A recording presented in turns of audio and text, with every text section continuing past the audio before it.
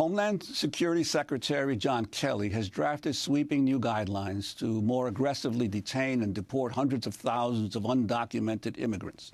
The memos instruct federal agencies to begin hiring 10,000 more immigration and customs enforcement agents, as well as 5,000 more Border Patrol agents. McClatchy is reporting hundreds of thousands more undocumented immigrants in the United States would be subject to what's known as expedited removal proceedings to quickly get them out of the country. According to McClatchy, children who arrived in the United States as unaccompanied minors would no longer be protected against deportation, and their parents would be subject to criminal prosecution if they had paid human traffickers to bring their children across the border. Homeland Security Director Kelly has signed off on the memos, but White House officials say they are not official yet. Well, for more, we're joined by two guests. Franco Ordonez is a White House correspondent for the McClatchy Washington Bureau. His latest article is DHS Chief Proposes Prosecuting Parents of Children Smuggled into the U.S. And Tim Warden-Hertz is the Directing Attorney for the Tacoma office of the Northwest Immigrant Rights Project. Welcome, both of you, to Democracy Now!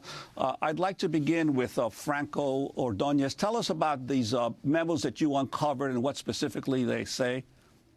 They're pretty amazing. I mean, as you pointed out, they dramatically increase the number of immigrants who could be targeted for deportation. Essentially, they wipe away many of the prosecutorial discretion, many of the protections that President Obama had put in place.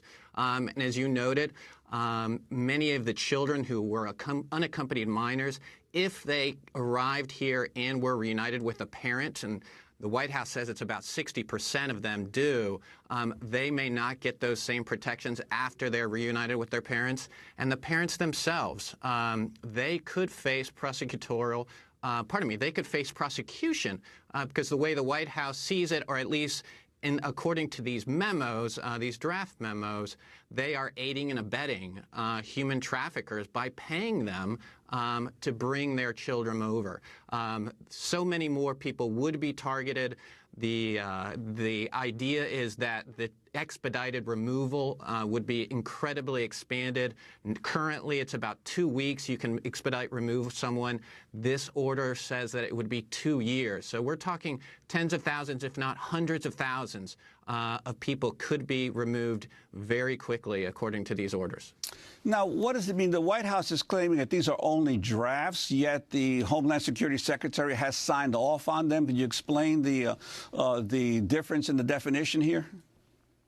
It's a great question. It's the same question that I had for the White House. I was actually talking with the White House last night about that. And the way that the White House explained it to me is essentially these orders are, quote unquote, the final cut of the Department of Homeland Security. However, they apply to the Donald Trump's executive order. Therefore, they have the final say.